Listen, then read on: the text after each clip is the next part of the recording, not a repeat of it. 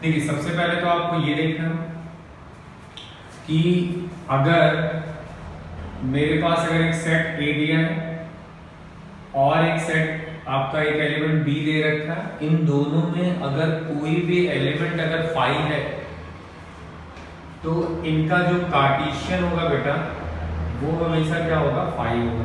ये ध्यान रखना कि अगर ए और बी में कोई भी फाई हुआ तो उनका कार्टेशियन जो होगा वो क्या होगा, आपका फाई। और एक चीज और है इसमें कि ए कार्टेशियन भी जनरली क्या होंगे, बी कार्टेशियन के इक्वल नहीं होगा। तो ये दो चीजें आप ध्यान देना कि कार्टेशियन प्रोडक्ट में अगर दोनों में से कोई भी एक वाइड सेट है या नल सेट है तो उनका कार्टेशियन हमेशा क्या होगा बेटा, फाई हो जाएगा। ठीक है, अब ये तो बात थी कार्टेशियन की जो हमारी कंप्लीट हो गई। ये दो टॉपिक उस कार्टेशियन में बाकी थे जो आप ध्यान से देख लेना। ठीक है, चलिए इसी में आता है नंबर ऑफ एलिमेंट्स।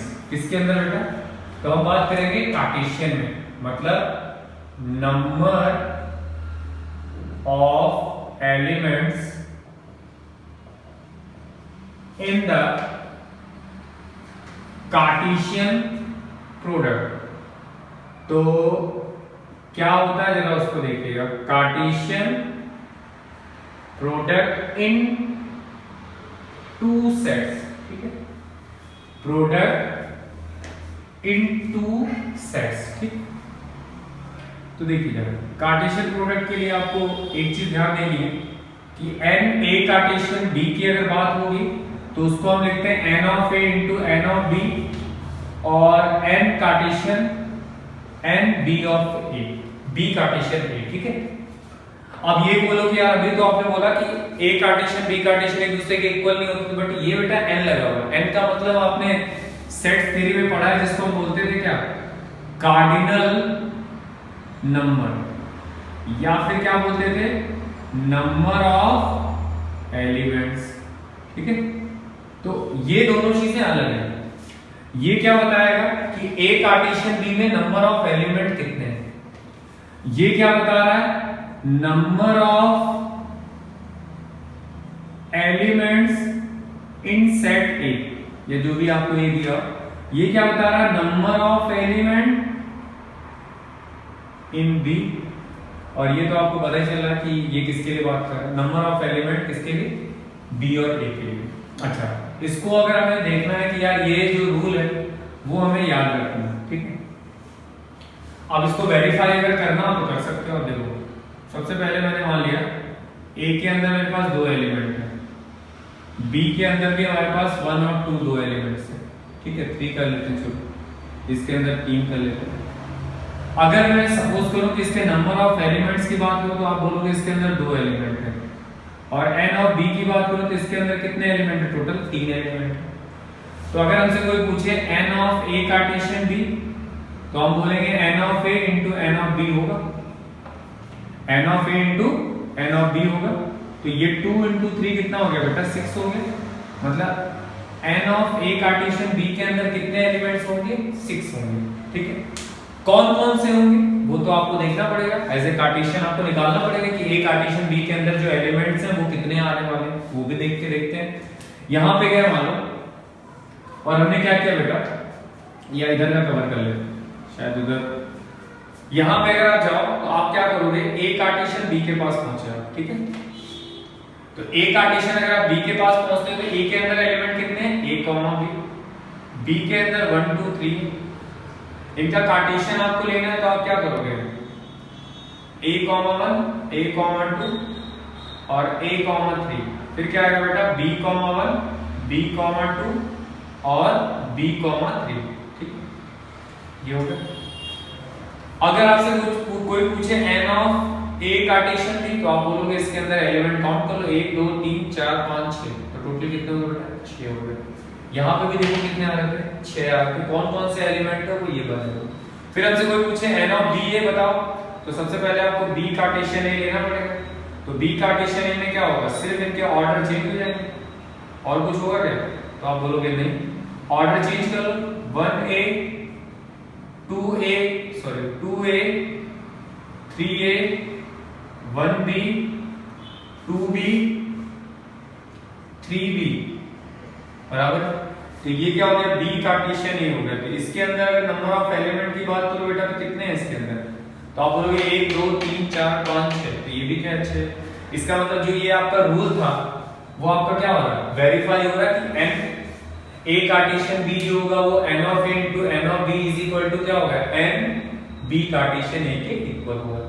ठीक है, तो ये जो आपका है ये क्या होता है, नंबर ऑफ एलिमेंट्स। क्या होता है बेटा, नंबर ऑफ एलिमेंट्स किसके अंदर, हम दो सेट्स की बात कर रहे हैं। कितने सेट की बात कर रहे हैं, दो सेट की। अगर 3 सेट के लिए हो तो भी चलेगा, उसको हम करके देखते हैं। ये जो बात आई है वो बेटा किसके लिए आई है, दो एलिमेंट के लिए। अगर आप देखोगे तो n of a Cartesian b n of a into n of b, और इसको आपने वेरीफाई कर लिया। तो ये वेरीफाई करने पे देखो दोनों चीजें आपकी इक्वल आ गई। ठीक है, अच्छा इसी में अगर नंबर ऑफ एलिमेंट्स की बात करें और 3 एलिमेंट्स की, ठीक है, तो वो अभी हम पढ़ेंगे, बट हम पहले सबसे पहले उसके पहले हमें कार्टेशियन ट्रिपल प्रोडक्ट पढ़ना पड़ेगा। क्या पढ़ना पड़ेगा बेटा, कार्टेशियन ट्रिपल प्रोडक्ट। तो ये क्या था, नंबर ऑफ एलिमेंट्स किसके लिए बेटा, दो के लिए। दो के लिए नंबर ऑफ एलिमेंट के लिए फॉर्मूला आपको ये ध्यान रखना है, ये थोड़ा सा इंपॉर्टेंट टाइप का फॉर्मूला है कि n ऑफ b है तो na into nb, और ये आपको याद रखना है। ठीक है, एक बार और मैंने लिख दिया आपके लिए। ठीक,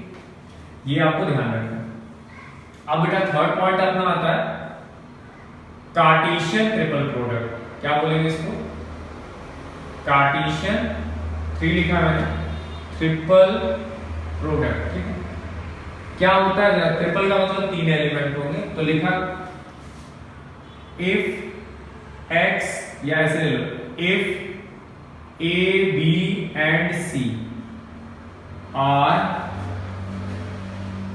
3 sets, या ऐसे नॉन एम्प्टी कर देते हैं, non empty sets, then the Cartesian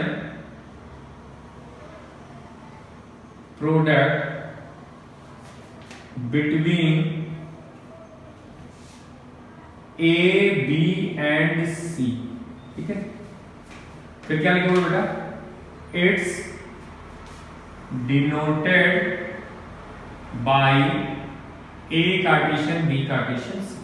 ठीक है, तो फिर वही, अगर आपने 2 का पढ़ा है तो 3 में कोई दिक्कत नहीं। आप बोलोगे A Cartesian B Cartesian C का मतलब हुआ इसके अंदर x y z 3 एलिमेंट है, तो x जो है वो A में बिलोंग करेगा, y जो है वो B में बिलोंग करेगा, एंड जो z है वो किस में बिलोंग करेगा बेटा, C में बिलोंग करेगा। आई होप ये चीज आपको क्लियर है।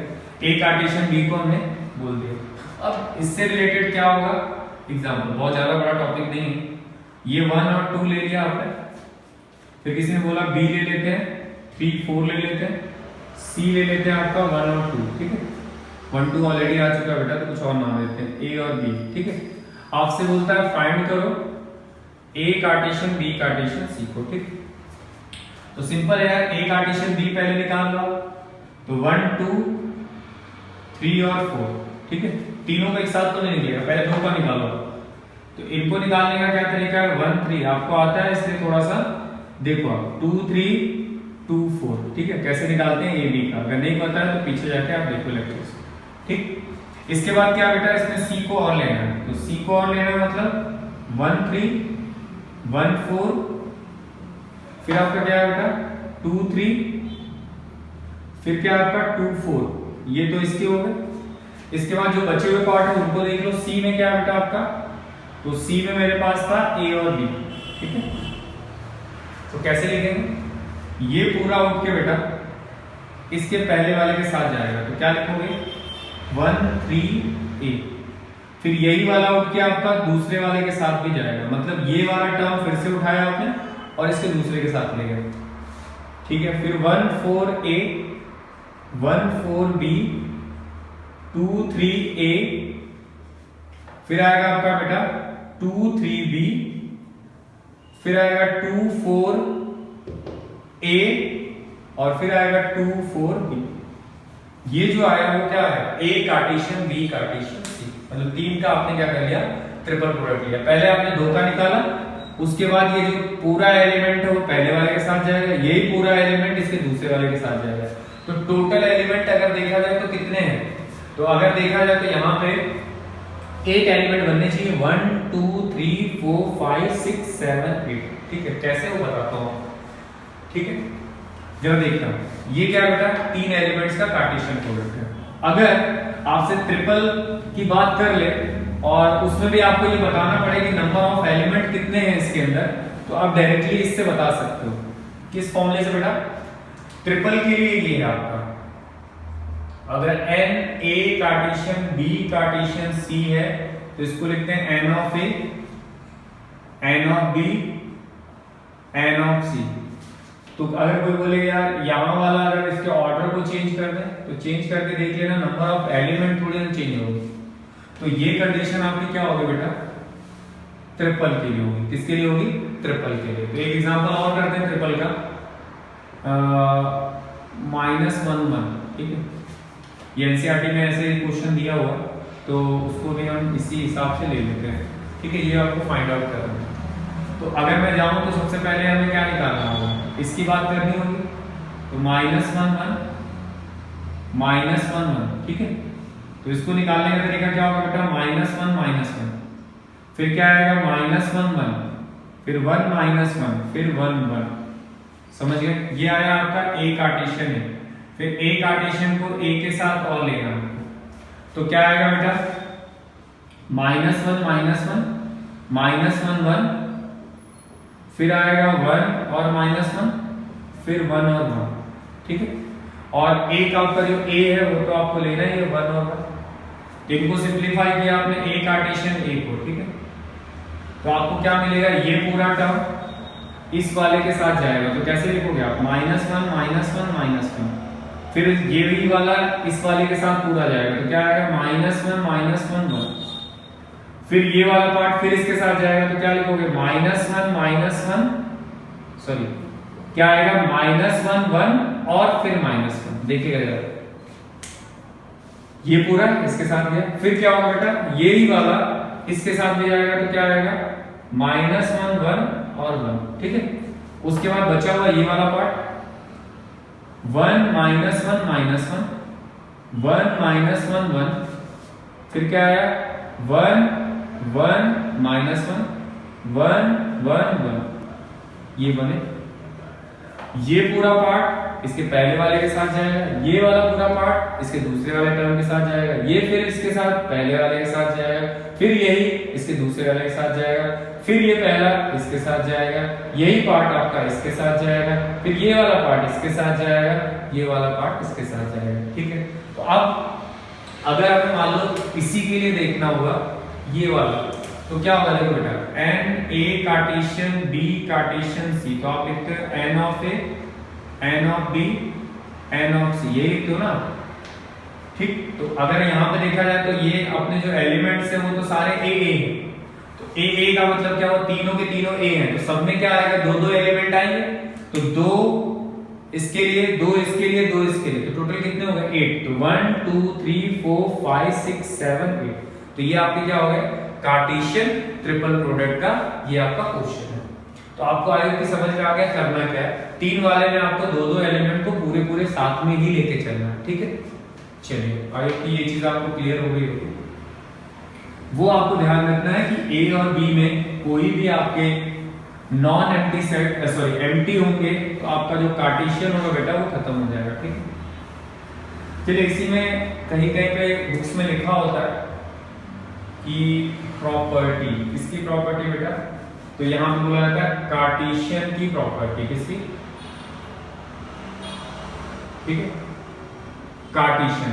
तो सबसे पहले अगर हम देखें, अगर मान लो मैं ये लिखता हूं, ठीक है, फिर एक कार्टेशियन मैंने ऐसे लिखा, बराबर।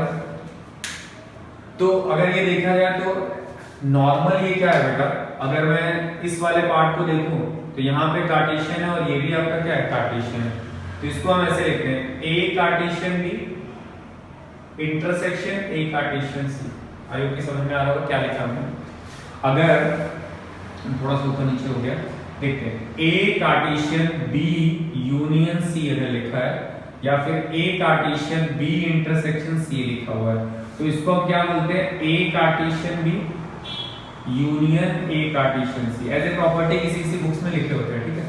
इसके हिसाब से जाओगे बेटा तो A Cartesian B intersection A Cartesian C, ठीक। अगर आप देखो जाके तो ये कुछ नहीं, तो अगर आपने सेट्स पढ़ा है तो ये डिस्ट्रीब्यूटिव लॉ को होल्ड कर रहा है, किसको, डिस्ट्रीब्यूटिव लॉ को, ठीक है। फिर अगर थर्ड की बात करें, ए कार्टेशियन बी कार्टेशियन सी, तो हम इसको ऐसे भी लिख सकते हैं, ए कार्टेशियन बी कार्टेशियन सी, ये किसको होल्ड करता है बेटा, एसोसिएटिव को, ठीक है। ध्यान रखना, ये मैंने पढ़ा रखा है इसलिए लिखा है मैंने। फिर अगर मान लो कहीं ऐसा आता है, ए कार्टेशियन बी कार्टेशियन, मतलब ए कार्टेशियन में बी माइनस सी है, तो इसको हम कैसे लिखेंगे, ए कार्टेशियन बी माइनस ए कार्टेशियन सी। और ये तो आपको बहुत पहले से ही बताया जा रहा है कि ये आपका इक्वल नहीं होगा। तो अब इनसे रिलेटेड अगर आप कोई भी एग्जांपल लेके करना चाहो तो ये वेरीफाई हो जाएगा आपको। इसको प्रूफ भी कर सकते हैं, जैसे सेट्स को हम प्रूफ करते थे वैसे इसको भी हम प्रूफ कर सकते हैं, ठीक है। तो प्रूफ करने के लिए आपको कुछ नहीं, नॉर्मल आपको लेट करना होगा, बट यहाँ पे जो चीज है अगर नंबर से भी आप देखना चाहो तो भी नंबर से भी हो जाएगा, ठीक है। तो आपको नंबर से देखना होगा तो दोनों को क्या करना होगा, वेरीफाई। तो किसी एक को मैं कर दे रहा हूँ, सारा करने की जरूरत नहीं है आपको। मान लो पहले वाले को कर लेता हूँ, कोई भी नंबर ले लेते हैं 3 4, बी आपने ले लिया ए बी, ठीक है। फिर आपने क्या लिया बेटा, सी ले लिया 6 और 7, ठीक। सबसे पहले एलएचएस में जाते हैं, तो एलएचएस में अगर आप जाओगे तो ए कार्टेशियन बी यूनियन सी लिखा हुआ है, तो सबसे पहले आपको क्या निकालना पड़ेगा, B union C. B union C मैं डायरेक्ट लिख रहा हूं आपके लिए, ठीक है। बी यूनियन सी का मतलब हुआ बेटा बी और सी को लेना है, कोई रिपीट नहीं होना चाहिए, तो ए बी सी 6 7, ठीक है। फिर उसके बाद क्या आपका कार्टेशियन 3 4 है, फिर ए बी 6 7, अब इनका कार्टेशियन ले लो तो क्या आएगा 3 a, सही।